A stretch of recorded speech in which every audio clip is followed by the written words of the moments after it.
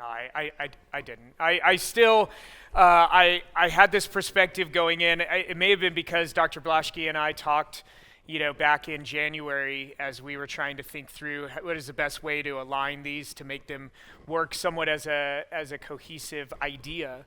And he really got me thinking about this idea of grotesque. And these things that are grotesque, and I want to protect you. I want to protect you from making some of the mistakes that we do, and responding to something physiologically and then responding to it emotionally too, and growing to not like it. And I really want you to like endosymbionts, so because I do, and then I'll have more people to talk to about things that are interesting to just a few of us. So I as I sit and I think about like what the Lord has done in my life and through my experiences over the last 15 to 20 years, I'm really blessed to have been able to go to a place like Masters and have professors that ask these kinds of questions and model for me what it looks like to, in humility, ask these kinds of questions of the Creator. And try to answer them. Try to answer them with, what limited scope we can. Science is a great tool, but it's a tool done by humans, and it's a human endeavor, and it's not perfect. But by God's grace, we have His Word as well that guides and helps our inquiry. And so, I taught here. I still teach here as an adjunct, but I taught here full time. For a number of years, but really felt like the Lord was calling me to go and teach at the high school level once again. And a lot of that has to do with, at that age, people are asking these kinds of questions a lot.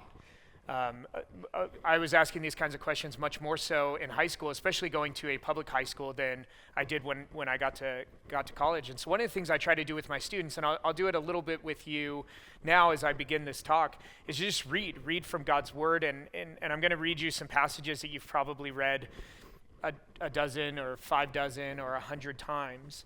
But they're passages that I really encourage us to read and to really think about, because they govern why we ask these questions and how we ask this question. So this talk is going to start with creationist models and making a case of why we need people that are dedicating time and resources and sometimes even their lives to doing these kinds of things, to building models to explain how God created and to explain what went wrong. What could have gone wrong? Where did things change?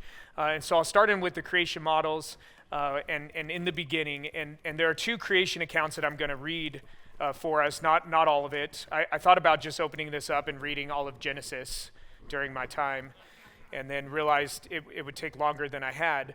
But it's so wonderful that the 2 main creation accounts we have in Genesis and in the Gospel of John both start in the same way, in the beginning. And so I'm just going to read us a little bit of Genesis 1 and then read us a little bit of John 1.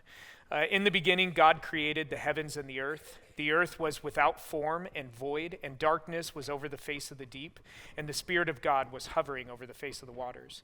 And God said, "Let there be light," and there was light. And God saw that the light was good.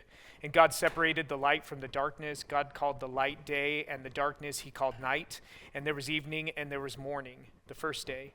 And God said, "Let there be an expanse in the midst of the waters, and let it separate the waters from the waters." And God made the expanse and separated the waters that were under the expanse from the waters that were above the expanse. And it was so. And God called the expanse heaven, and there was evening, and there was morning, the second day. And God said, "Let the waters under the heavens be gathered together in one place, and let the dry land appear." And it was so. And God called the dry land earth, and the waters were gathered together He called seas, and God saw that it was good. And God said, "Let the earth sprout vegetation, plants yielding seed, and fruit trees bearing fruit, in which is their seed, each according to its kind on the earth." And it was so. And the earth brought forth vegetation, plants yielding seed according to their own kinds, and trees bearing fruit, in which is their seed, each according to its kind. And God saw that it was good. And there was evening, and there was morning, the third day. And then from John chapter 1, "In the beginning was the Word, and the Word was with God, and the Word was God. He was in the beginning with God. All things were made through Him, and without Him was not anything made that was made. In Him was life, and the life was the light of men. The light shines in the darkness, and the darkness has not overcome it." And the beautiful thing in these two creation accounts is not only does it give us a foundation by which our science should be informed, but it gives us even an insight, if we interpret this the way I think we should, as a historical record of creation. It gives us insight into the Creator and into how He created. And so, as far as I can tell, there are basically two ways we think about these passages. We either look at Genesis 1 and it is a historical record of what God did, and then along with that comes a global flood and a relatively young earth. Or you look at Genesis 1 as some degree of allegory, and basically you have a description of God formed, God filled, that it's Yahweh that's the creator, and it's not a historical record. It's not meant to be even in the right order. And then you have a local or a regional flood, and then you have long ages. And I bring this up because I think it has implications for sure on how we think through parasites, how we think through parasitoids, how we think through even endosymbionts. And I'm going to be talking through this from the perspective of Genesis 1 is a historical account. We have a global flood, and we have a relatively young earth. And so with that, we have, though, information about the Creator that I think even helps inform how we actually go through that process of adoption, right? When we take hold and we carry out the image of God that's in us, we cannot create out of nothing the way God did, but God's other creative acts we can do. So God did more than just form and fill his creation, right? We have more than that. We have a historical record of the order of which and even why he did it. But as God creates, he forms creation and then he fills it. And this is something that we can actually do as we think through, what does it mean to actually redeem parts of creation that are fallen, and I think we have an ability to actually reform it and to fill it in a new way. But God also assessed his creation, and this is where we talk about the intrinsic good. The intrinsic good of creation, that a God, would create it and then would look at it and would call it good, and that leads us to ask these kinds of questions about how did the world get to be the way that it is. And I think we need models more than just to explain the origins of natural evil, but we need models just to explain how did the world get to be this way. Because honestly, we've lost, I think, maybe it's as a result of science, it's as a result of science giving way to scientism, it's a result of science giving way to something else. We've lost a sense of why the Creator created. He created something because he is an eternally loving being, and he created something so he could love it, and so it could love him. But God also enjoys his creation. As you read through the Psalms and you read through, how God's heart is grieved over the brokenness of creation, you see God enjoys his creation as well. And again, us as image bearers, as we carry out the image of God, we are meant to enjoy God's creation. And so I think that's part of the reason why we need people that are really dedicated to coming up and forming some of these models so that we can get a better idea of what does it look like to actually assess creation and to enjoy it the way God enjoys it. But I think even more importantly than that, why we need people doing this is because a lot of our students, both high school and college, and we were talking about this over lunch, they go and they go into university or even at the high school level, and they're asking questions that nobody knows how to answer. Right? So they're asking questions of the created world. How did it get to be this way? And nobody knows how to answer that. And I think it's because we've many of us kind of struggle to maintain and really build out a really robust Christian worldview. Right? We have to remind ourselves that the God that created this, yes, he created it, he assessed it, he enjoys it, but he's a specific type of God. And Dr. Blaschke was talking about this in his talk. You could envision a number of different kinds of creator gods, but there's only one actual creator God, and he's a triune, personal God that is active in his creation. Right? He didn't create and leave it to run. He didn't create the natural laws that govern it and has no, ability to intervene. But even the natural laws that's the way that God is currently and presently willing creation to function. And so when God does this kind of a miracle, or what the Gospel of John refers to as signs, it's not that God is acting in some way against, the natural laws that he created. It's at that moment God wills to reveal something different than what he has been revealing in the way it's been functioning. And I've just watched, and I watched this, teaching at the university level, having students that would come to me that were already functionally deists. That they had basically abandoned the idea of a triune personal God, that they still had a creator, but the creator wasn't anything. And so they were either what you would call, warm deists that are sort of have a Christian worldview, where God is maybe, like a divine butler that gives them what they need and when they need it, but, he tells them the things that they should love and they should care for. But many of them actually come and they're actually what you would call cold deists, where they're basically naturalists, but have some sort of a creator. And so I think what we need people that are trying to explain and are trying to take what God has revealed in his word and what God is revealing in his world, and put an explanation together for how do we make sense of this. And I wanted to share one with you. You may be familiar with it. It's the idea of baraminology. It's one of the most popular creation models to talk about, but I think it's an important one. And so over here, see if I can make this work. Yeah, over here, you basically have this idea of universal common descent. All of the variety of species we have now roots back to a single ancestral source. And then you have essentialism, or fixity of species. And the problem, and one of the reasons why I think, and you can correct me of this if I'm wrong, but one of the reasons why I think Charles Darwin's publication of The Origin of Species was so successful is because so many people were essentialists.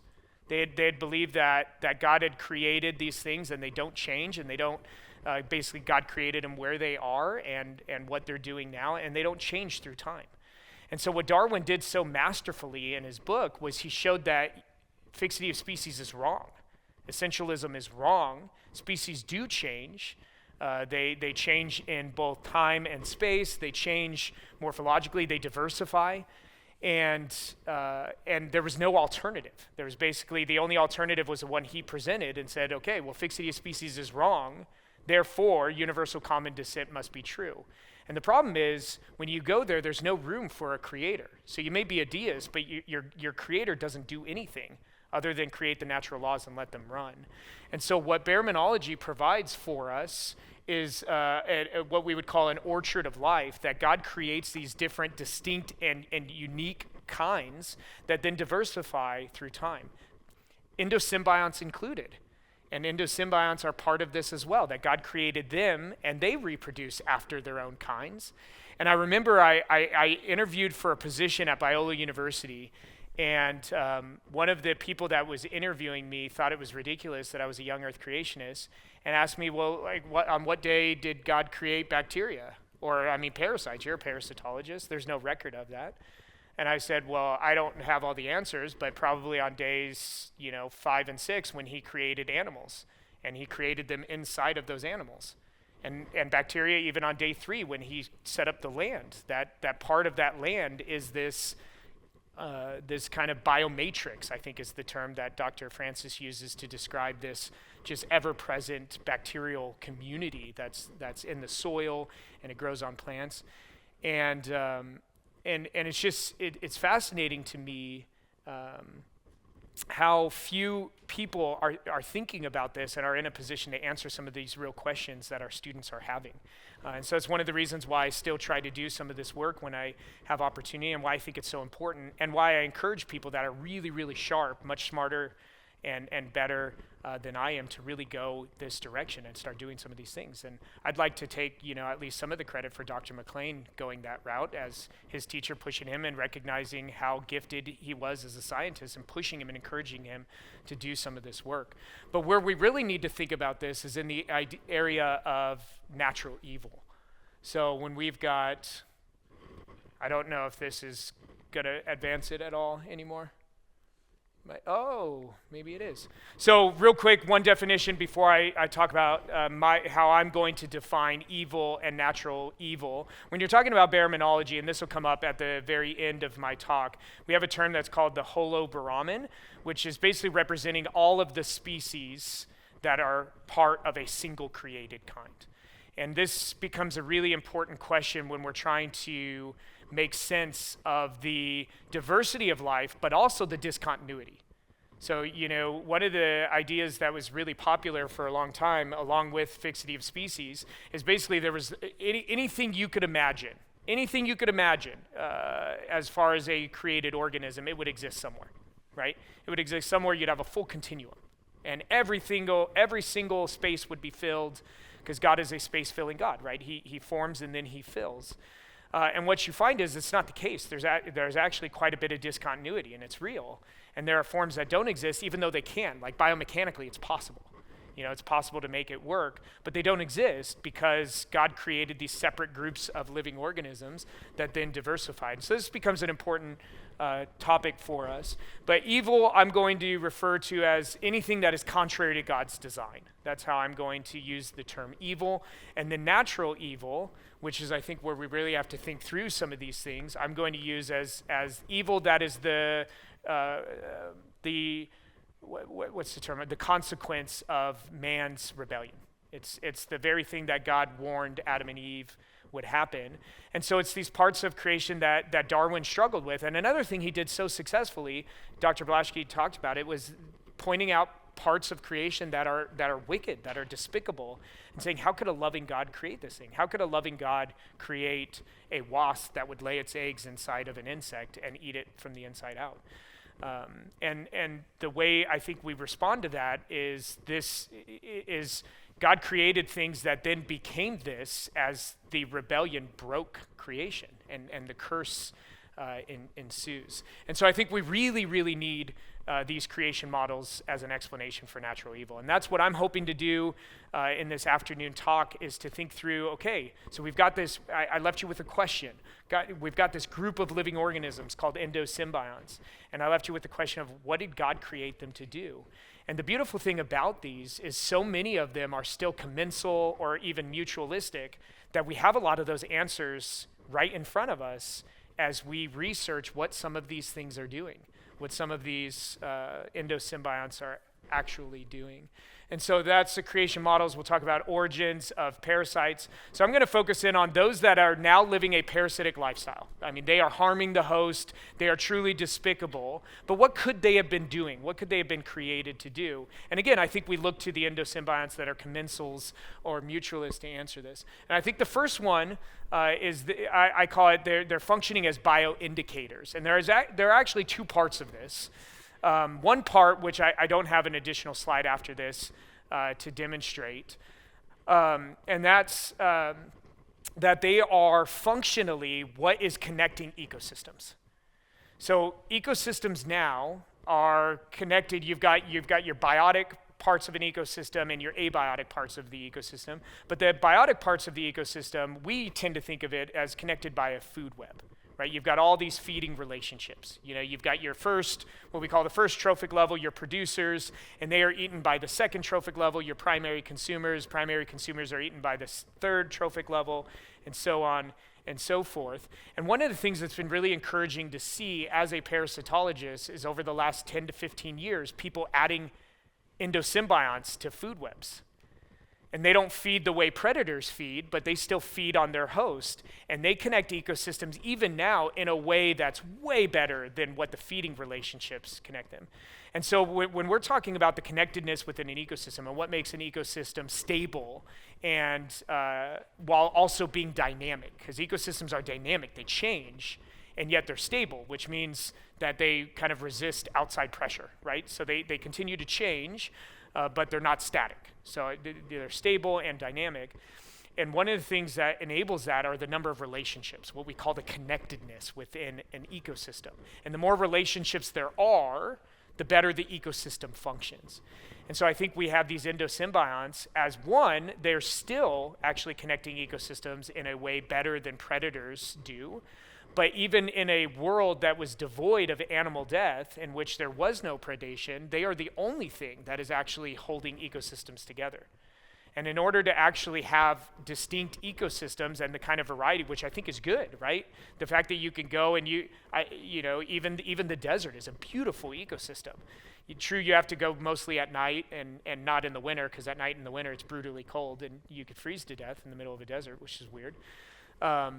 But you go to the desert at night and it's a wonderful ecosystem, rich with diversity of life and organic plants and animals that you find nowhere else. And these different kinds of ecosystems are a good thing and are part of a good creation, but they require, in order to have something like that in diverse ecosystems, you need some way to connect organisms.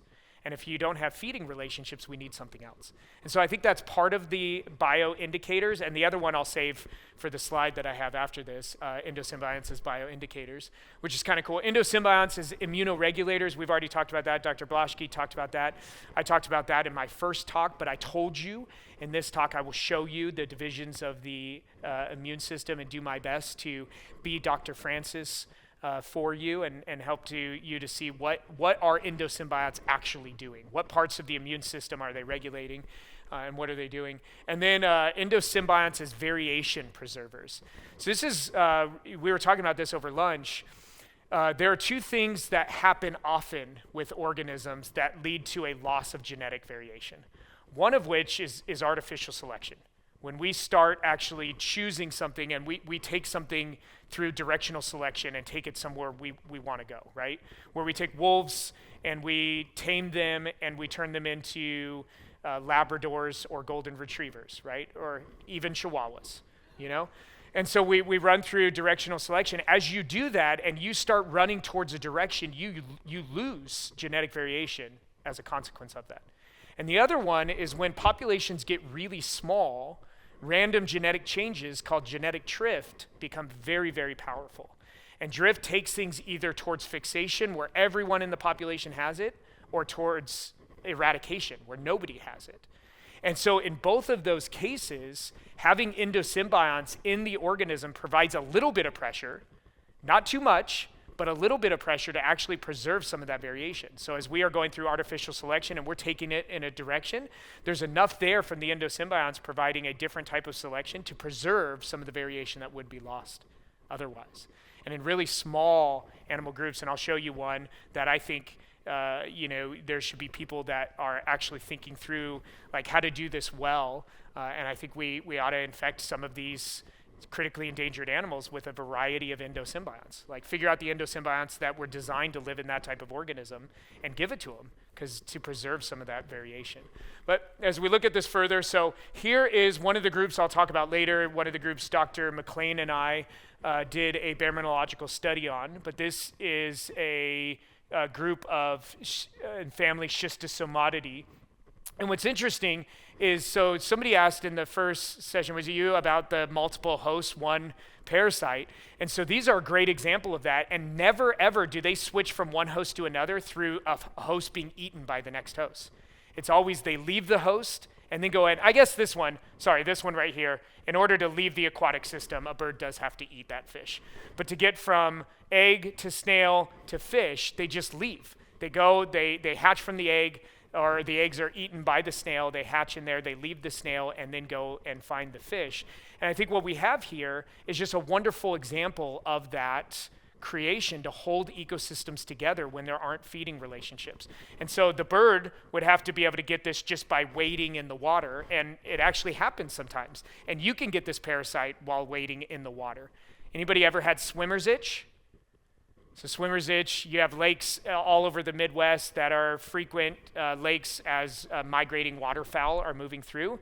And they have, their endosymbionts live in there. And so as you wade in the water, they'll penetrate the tissues in your legs. And they don't get very far because you're built very differently than a bird.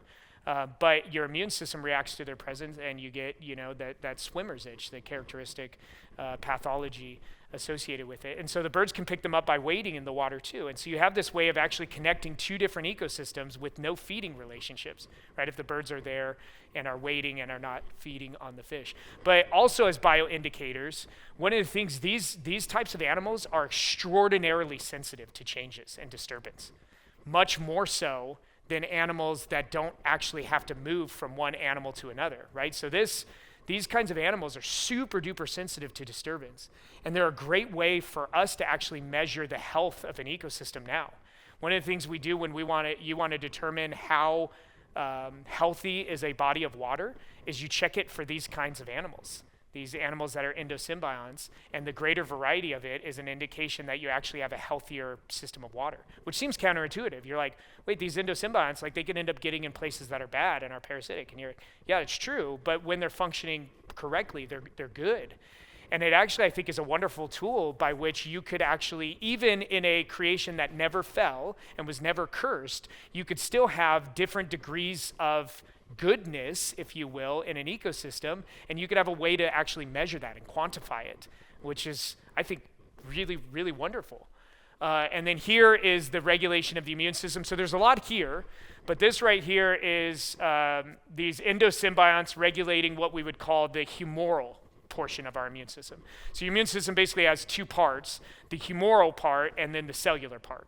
The humoral part, it's like proteins. Here we've got some interleukins, and we've got some of these things that are sent out by these immune cells. And so endosymbionts shut that down.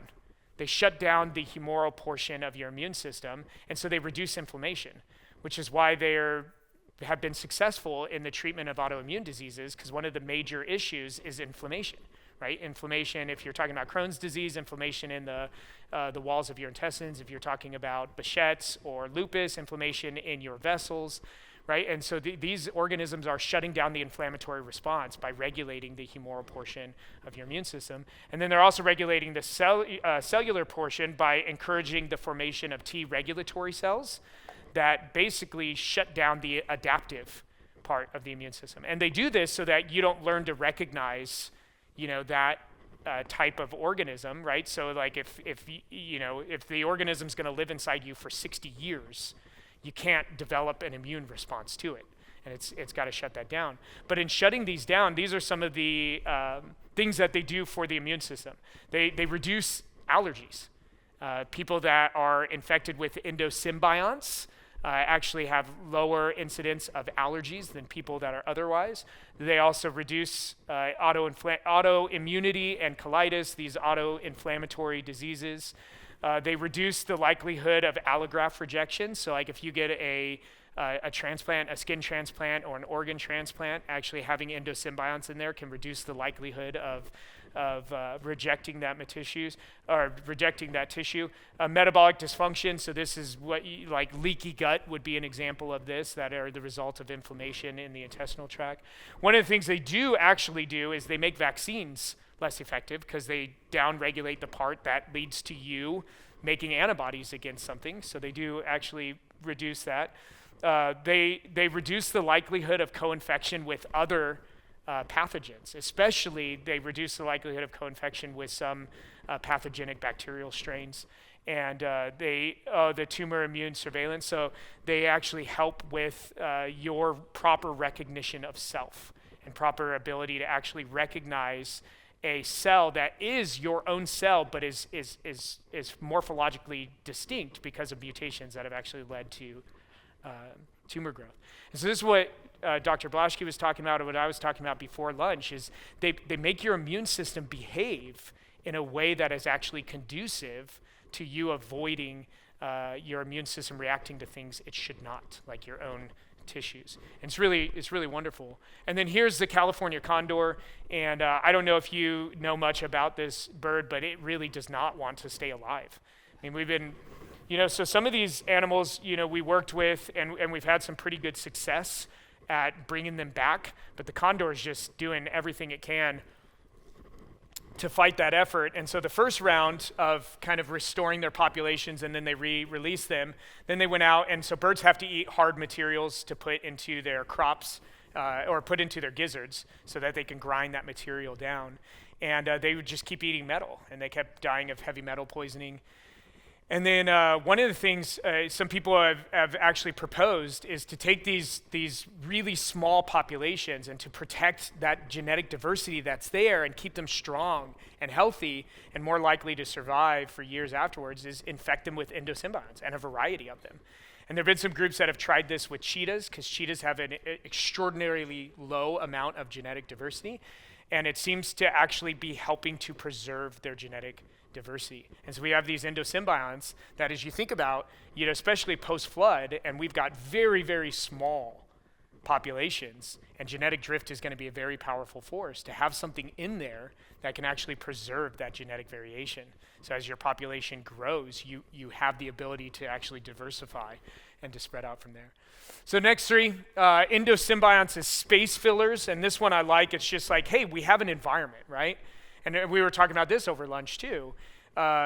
When you start to look at every single living organism as an environment in and of itself, I think you're starting to get a picture of how complicated and complex God's design is. And so we have these ecosystems, and we even talked about, somebody asked, is there competition among endosymbionts for your gut? And there is, right? I mean, it's an environment like anything else, in the same way, two species of barnacle would compete for some rock in the intertidal.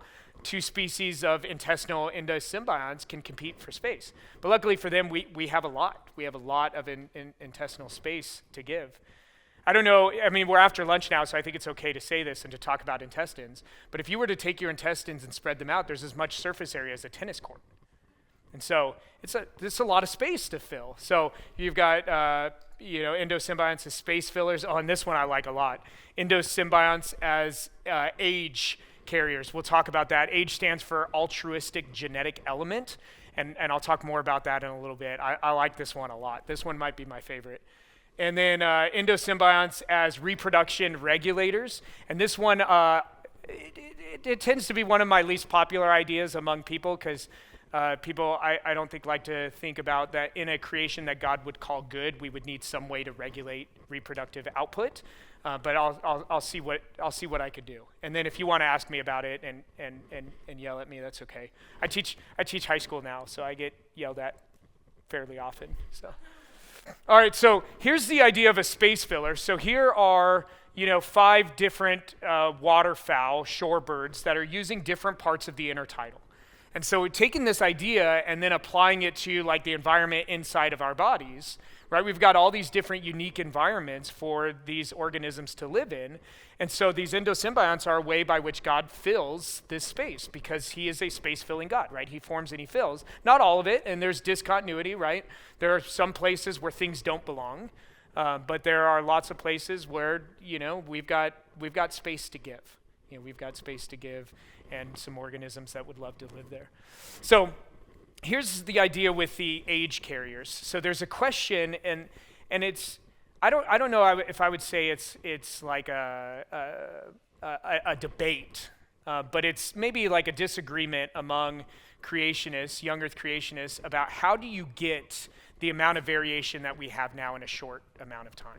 So if you look at, I think the original paper I saw in this was talking about Job. And so trying to date when Job was written and estimating how long after the flood Job would have been written. And it's not all that long. And you have mention of several different species of animal in Job. And so you're getting a lot of diversification within some of these created kinds in a very short period of time. And so Nathaniel Jeanson, I'll use his first. I thought Todd Wood was coming first. So Nathaniel Jeanson works for Answers in Genesis. And he said that we don't need any kind of a special mechanism no longer at play to get the amount of diversification that we have.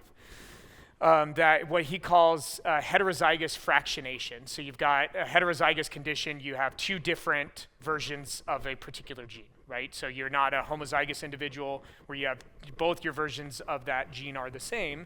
You're heterozygous. And he said if you start to break down these different places where across the genome these individuals are heterozygous, maybe the original created kinds, they were heterozygous at all of these loci. And so as you start to break that down, you have something that could very quickly generate you an enormous amount of diversity.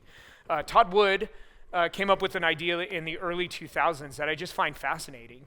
And he calls these altruistic genetic elements. And his idea is this, that one of the things that enabled the rapid diversification following the flood, or even following the initial creation as animals spread around the globe, is that in different environments, you actually had organisms that would carry these altruistic genetic elements that could move out of their genome and into the genome of an animal that moved into this area.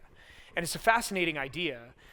One, because there's a lot of evidence that this does happen. Like if you take the tardigrades, and I don't know how much you know about tardigrades, but they're wonderful animals. You should read about tardigrades at least once a week because they're fascinating. We call them moss piglets or water bears, little microscopic, adorable animals. You're like, why didn't you put a picture? Because I thought of them now. But they might be the most beautiful thing you saw today if I put some tardigrades on there. You look at their genome and they have genes from all kinds of different animals. Somebody estimated recently that half of the tardigrade genome came from other animals.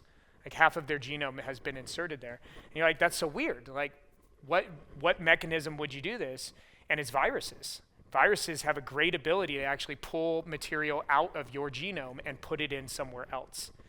And they do this actually regularly. But the thing about viruses is their genomes are really small, really, really small. And another thing about viruses is they usually don't cross boundaries. So you typically have plant viruses, animal viruses, and then, bacterial viruses. It's not exactly a clean cut anymore. A couple years ago, somebody published a paper showing that they actually do cross those boundaries, but not a whole lot. But what's interesting is to think about parasites or endosymbionts, right? Now, some of these living as parasites.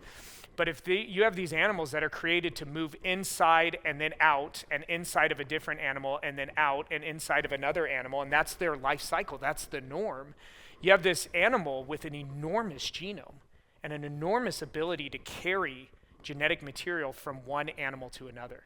And it's a way in which you can actually transfer genetic material that would, one, allow for a rapid diversification, but two, also to give an animal what it needed in this new environment, right? So maybe it's a new version of one of the genes that we use for metabolism that you need in this environment because it gets cold and you need to actually generate more heat. You need to be a little less efficient as you go through metabolism so you can generate some more heat and keep your body warm. And it's really interesting. I think it's my favorite idea. And then this is the idea of reproduction regulators. So I don't think you need this in vertebrates. So the question comes with this. So if there is no animal death before the fall, what happens when we fill the space? Right? When we actually do what God commanded, right? Multiply and to fill the earth. What happens when that's done? I don't think it's a real issue with vertebrates. One, because generation times are fairly long, even for small vertebrates. And then another thing is vertebrates tend to be pretty good at like getting a sense of how many there are and regulating their own reproductive output. But insects are not. Insects are not good at regulating their reproductive output. And so you think about it, if there's no even insect death prior to the fall, what is there to help to keep this from happening? So you basically, these are doubling times, and so you go from, 1 time to 2 times to 4 times. And so we've got these kind of exponential growth curves. Like, how do we keep insects from just overrunning things?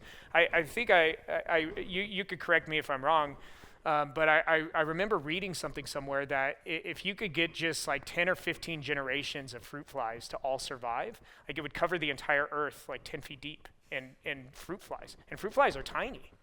But it just shows you like what that capacity can do. And so I look at these endosymbionts. One of the things, it's actually pretty rare in vertebrates for an endosymbiont to decrease reproductive output. Extraordinarily rare. But it's really common in insects. Endosymbionts in insects regularly decrease reproductive output and sometimes even sterilize them entirely.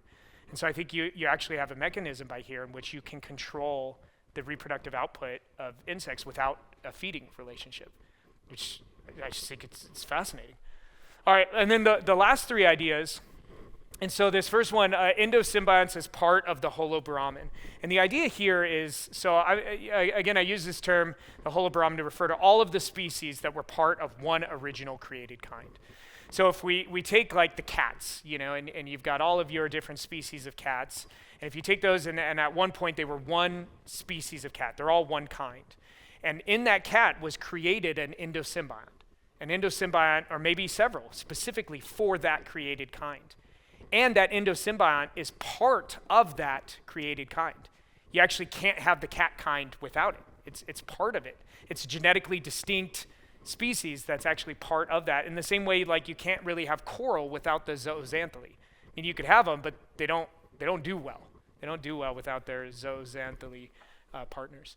Endosymbionts is agents of selection. So this is one that's, as you want to actually, if there are ways in which you can accelerate artificial selection using endosymbionts to apply the pressure. If what you're trying to do is, produce something that its immune system behaves in a particular way, we can actually use these as agents of selection. And then the last one is endosymbionts for his glory. Like they were created, and some of these things that are now living as parasites, some of these instances of natural evil, they were created solely for the purpose of bringing God glory. I remember reading something that a conservationist wrote about a meadow in the middle of a woods that he was sure no human being had ever set foot in. I think it was John Muir. And he wrote about this meadow, and he said, there's no explanation for this other than that God delights in it, right? It's like God created this so that he could enjoy it. And I think some of these endosymbionts, like that's just the case. Like God created these so he could enjoy them because he's a loving God that enjoys what he makes.